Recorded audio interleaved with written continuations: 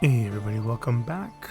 We're back from our Thanksgiving break here on day 11 of our Mirthwood guide and walkthrough. Today we're going to be picking up remaining two Varan artifacts. One of them is relatively easy to grab, I'd say pretty easy if you've been following this walkthrough. Second one's a little bit more involved, and it'll take us to some interesting places deep into the Bleakwood. After we grab those two artifacts, we'll continue on in the main story for today. And then tomorrow's episode will cover another piece of it. But for now, the biggest thing is you should have your recurve bow if you've been following this walkthrough. If you've been following the walkthrough and you are melee, you should at the very least have the copper sword. Maybe you already crafted the iron sword, that would be nice. But the copper sword's pretty good. It's a 7 damage weapon. So these are the two areas we're going to be traveling to. Now, once we go and collect the first artifact, we're going to be following the mountain down south until we get to the next one. So the good news is if you've been following the walkthrough, you have already the fast travel spot we need to grab that second artifact already opened up. And if you haven't been following the walkthrough, then you might need to just go back and either follow the piece of the walkthrough that opens up the camp in the Barrows, or just, walk down there yourself. But it'll make things a little bit harder, specifically because you have to travel around and get into some ugly fights in this area, which again you would have seen already if you would have followed the walkthrough. So from the camp, I'm going to walk directly southwest, and there it is. Really, it's that easy. The site has a stone that I can hit, so it's one of the standing stones. I'm going to ahead and mark that now. So you pick up the artifact on the ground, we pick up a feather, and then we also strike the standing stone for standing stone 1 out of 3 in the shadows. So there's 3 standing stones in this area. We are not going to grab them all today. We are going to grab just the one.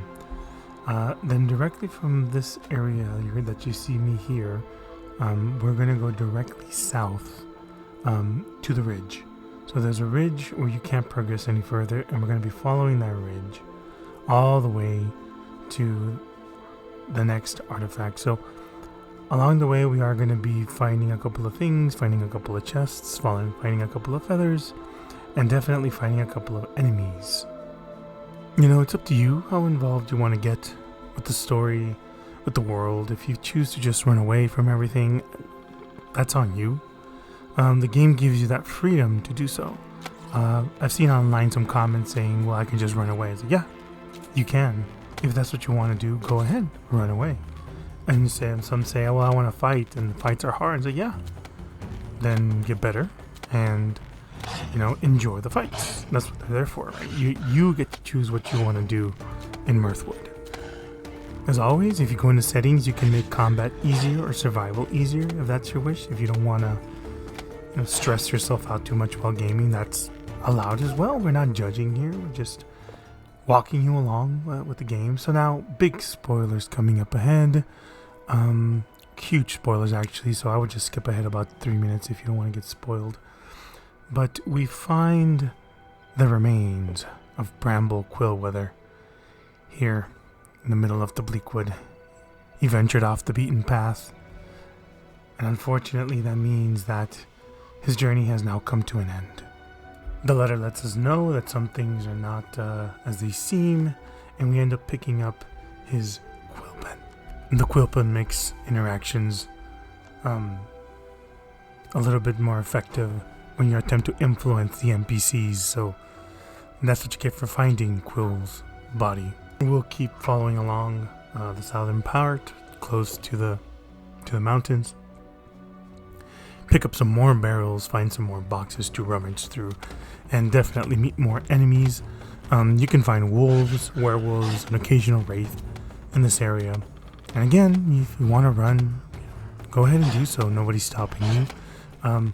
But again, if you're playing this game and you choose to run, don't say, well, you can just run away. It's like, yeah, that's the whole point of the game. You can just run away if you don't want to face off against the enemies. You're not being forced to in any way, shape, or form.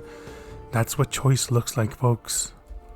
So in keeping on to following this ridge, I'm going to run eventually into a cemetery. Now the graveyard, you can read some of the gravestones to get a little bit of a chuckle here and there. It reminds me of the gravestones in the Haunted Mansion at Disneyland. I don't know. But inside this graveyard, you're going to find another fabled feather. So that'll put you at a really nice number if you've been following this walkthrough. I think we're either at 8 or 9 at this moment. So 9. So that means we can either open up another skill slot, or we can go ahead and expand our inventory. And once again, it's up to you. And the recommendations are the first one to expand and your skill slots, and the second one to expand inventory. But again, you can choose to do whatever you want. Now, as I traveled this area, I saw there was something. There were more fights for me along the way, quite a lot actually, and there were a lot of fights in the southern ruins. So as you get to the southern ruins, you'll find your first inklings of gold, and you'll also find a lot of silver scattered about. I would advise you to stop and mine that silver with your steel pickaxe if you can. Fight the enemies that are here. Rats have been nerfed in the latest patch. They only have 5 HP, so they're an excellent source of experience. Here you can pick up some gold ore. I think that's one of your first ones that you've gotten. And you pick up some hardwood. Here you're going to fight some more rats, like I said. They've been nerfed to hell and high heaven, and rightfully so, in my opinion. Their hitboxes have been changed a little bit, so a little bit harder to hit, but again, they only have 5 HP. You run into a werewolf in the southern ruins. Fight them, or don't. I did.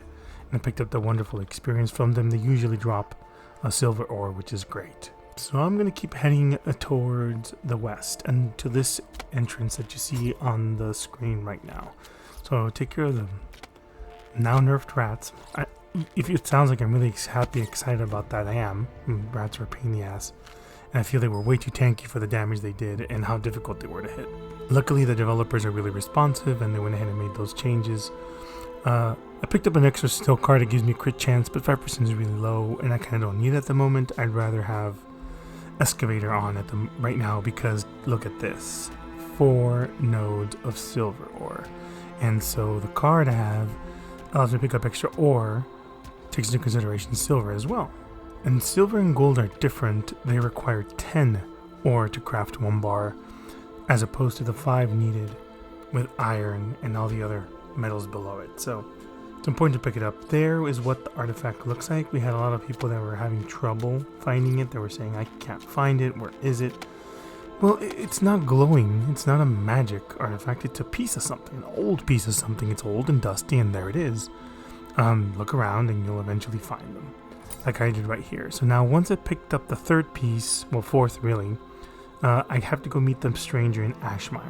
And I'm going to go do that, but first, we're going to go do something else. If you notice, we haven't really explored all of the Bleakwood. We just followed along that southern road, hugging the mountain until we got to this area. That really is the fastest way to get here, and so you don't get lost. But there's other quests we can do. We haven't done the Hag. We haven't done the Death Tree. We haven't done the Widow's Glade. There's a bunch of stuff we haven't done yet. We haven't done the King of Bandits. At least that's how I'm going to call him. So what we're going to do is we're going to go unlock a campsite that's located here. And we could have done this earlier, but I felt that there was no point earlier because you don't want to venture in here because here's where you get silver. And you can't get any silver until you have the steel pickaxe. So then again, what are you coming here for? Try to fight these really strong enemies with a crappy bow and just, hey, you want to do that? Make your own adventure? Go ahead. But this is a guide walkthrough, so I'm walking and guiding you to the new campsite from here with all the tools under your belt available to come back and do what needs to be done in this particular area. You go a little bit north into the west, and you're going to see this little outcrop. That's the bandit camp on the south, and you see on your screen. I'm not going to go there right now.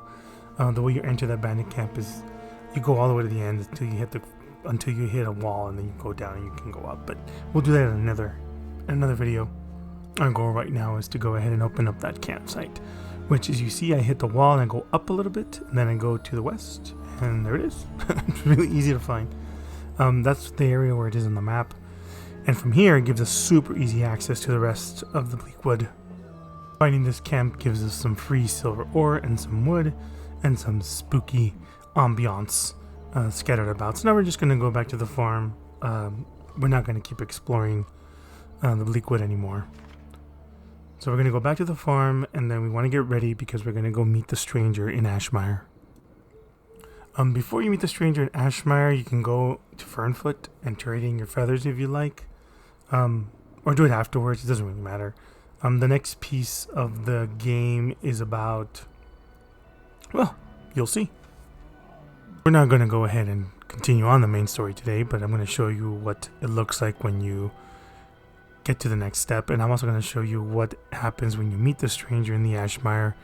And it's important that you see it because I think the bug has since been fixed, but there was a bug where the stranger didn't take you where he was supposed to take you. So at least in this video, you'll be able to see exactly the path that the stranger walks. And sometimes you can kind of nudge him along if he seems like he's getting stuck. So I'm going to go ahead and store everything away and provision myself for a little tiny trip to the old forest campsite. Main thing here is to make sure your health is as high as it can be by sleeping. Make sure that your energy is good to go, and make sure you're well fed before you head on out. Since the newest patch, something has changed where when you die or faint or whatever, you no longer respawn close by where you died. You'll either respawn in the camp closest to that area or back at your farm. So keep that in mind. Devs have also made some balance changes here and there. I would really urge you to read the patch notes either on the Discord or in the Steam forums. And they always give you a good idea of what to do if you're stuck or if you can't complete something within the game. It's important to go in there and find out. It's also important to go join the Discord because the devs and myself were pretty active in there, and we try to help people out if they're running into problems or issues. But really try to investigate yourself first. Try to make sure you're trying to figure things out on your own and not just immediately asking for help. That's boring. So I misspoke earlier. I said Old Forest Campsite. That's not true. I'm going to go to the camp by the lake. From here I go directly south. That's where Ashmire is. Remember, there's a Spriggan around here. If you run into one, again, you need to fight or flee. Up to you. I don't believe I ran into one on my way. What I did run into was a feather. I'm going to show you on the map where it is. You do good to pick those up. We're going to have 10 now. Here it is on this high rise. You can go up and pick it up, and then keep going south to Ashmire. That's the entrance. If you remember, we went northeast to pick up the standing stones for the marsh area, which we already grabbed. So I'm just going to get headed to Ashmire, and there's the stranger. I'm going to give a little talk. I don't go directly into Ashmire. He's more on the northern side of it. He puts the artifact together and makes something that can be fit into a slot. Where have we seen that before? If you remember, the mountain shrine said it had a place for something to be inserted in a slot of some kind. Well, it turns out there are several shrines across the Freelands that we have to find and unlock. So the stranger takes us a little chase. Again, you don't want to really run past him. You could go directly to the area that's marked yellow on your map if you wanted to. But I find that if I do that, sometimes the stranger kind of doesn't keep moving as fast as I would want him to, or he gets stuck somewhere.